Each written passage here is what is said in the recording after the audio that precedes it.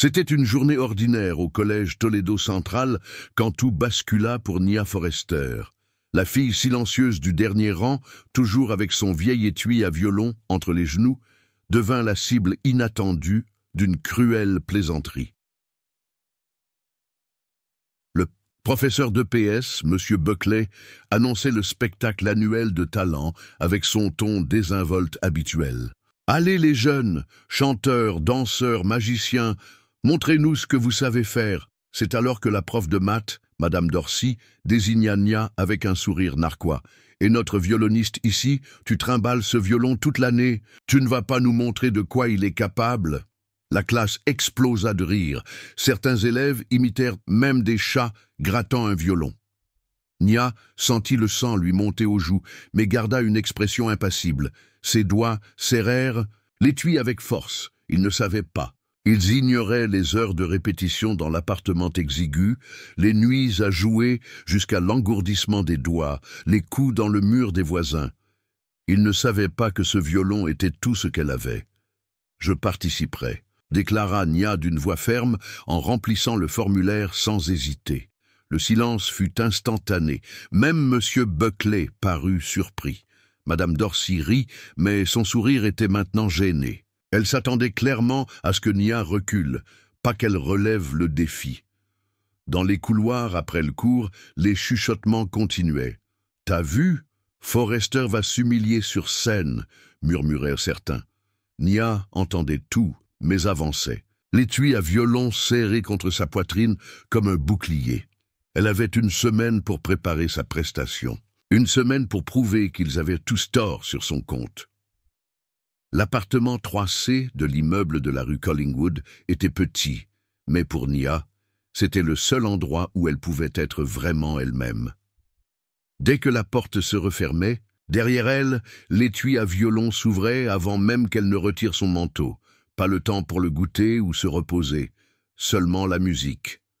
Sa mère, Monica, travaillait comme femme de ménage de nuit et avait à peine le temps de respirer entre deux shifts. Pourtant, elle trouvait toujours un moment pour écouter sa fille répéter. « Encore, ma chérie », disait-elle quand Nia faussait une note, en tapant 3 fois contre le mur fin. Ce n'était pas une critique, mais un encouragement. Monica savait que la musique était la seule chose qui gardait Nia saine dans cette école pleine de gens qui ne la comprenaient pas. Le violon de Nia n'avait rien d'exceptionnel, rayé, avec des cordes usées et un archet qui aurait dû être remplacé.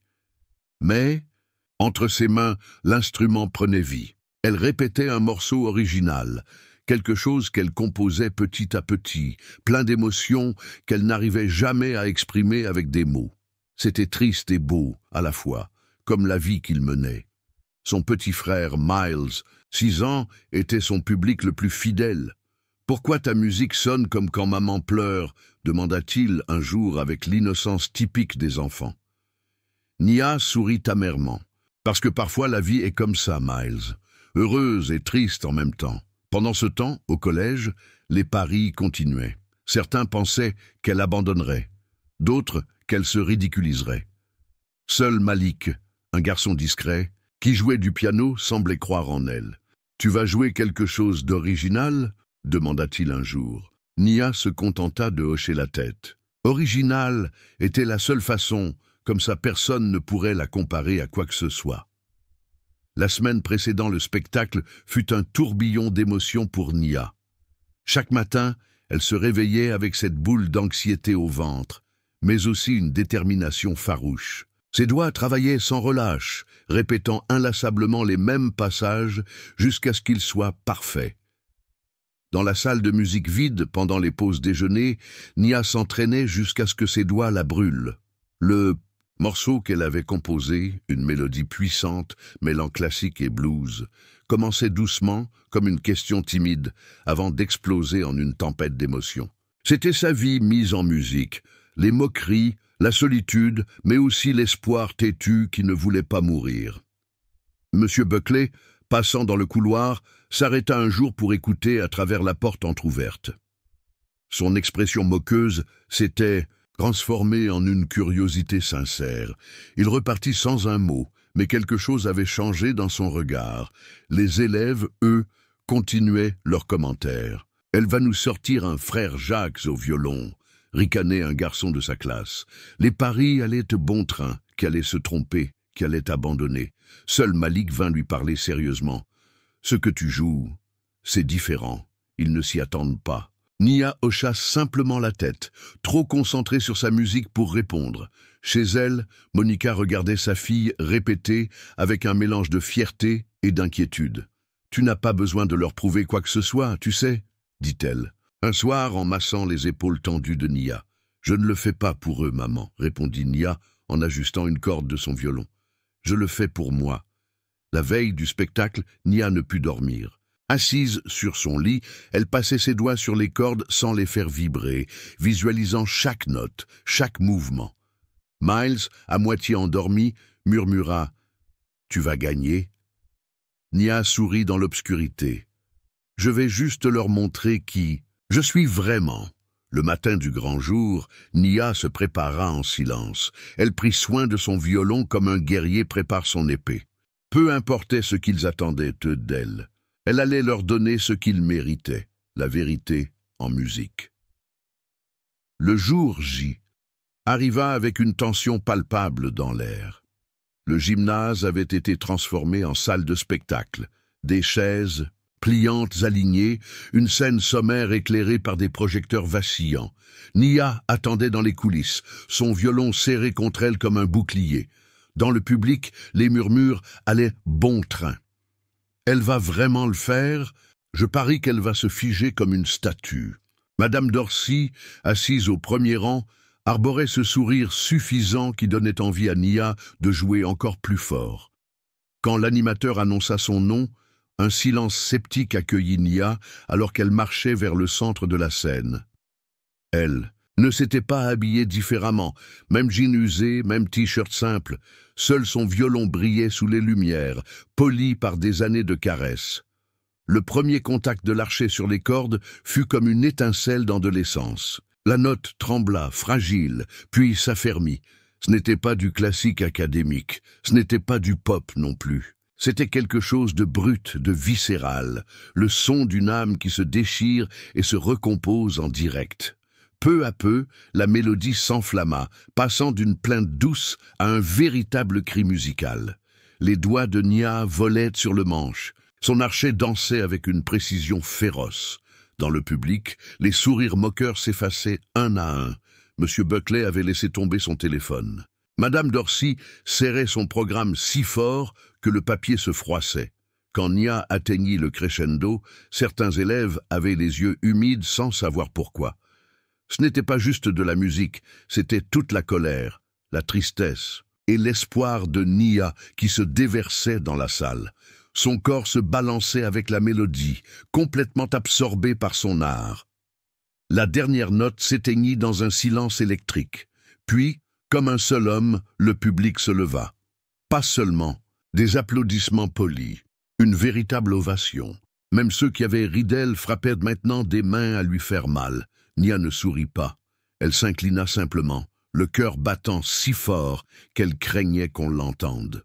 En descendant de scène, elle croisa le regard de Madame Dorsey. La prof détourna les yeux, gênée.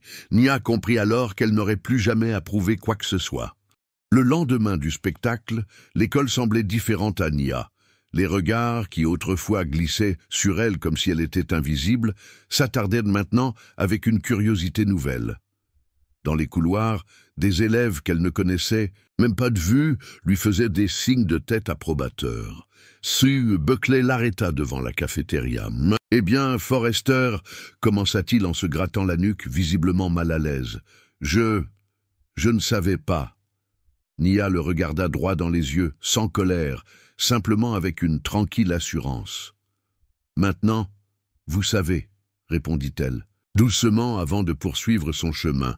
La transformation la plus surprenante vint de Madame Dorsey. La professeure de maths, habituellement si sûre d'elle, semblait nerveuse quand Nia entra en classe. À la fin du cours, elle la retint. « Nia, puis-je te parler une minute ?» Dans le couloir désert, les mots vinrent avec difficulté. « Je voulais m'excuser. J'ai été, elle chercha ses mots, injuste. Nia écouta sans interrompre, son étui, un violon bien en évidence contre son torse. Vous auriez dû me voir avant le spectacle, dit-elle finalement. La phrase, prononcée calmement, frappa Madame Dorcy comme un coup de poing. C'était pire qu'une réprimande. C'était la vérité. Au déjeuner, Malik vint s'asseoir à sa table sans invitation. « Je te l'avais dit qu'il ne s'y attendrait pas, fit-il en souriant. Pour la première fois depuis longtemps, Nia rit franchement. Autour d'eux, quelques têtes se tournèrent, surprises par ce son qu'ils n'avaient quasiment jamais entendu.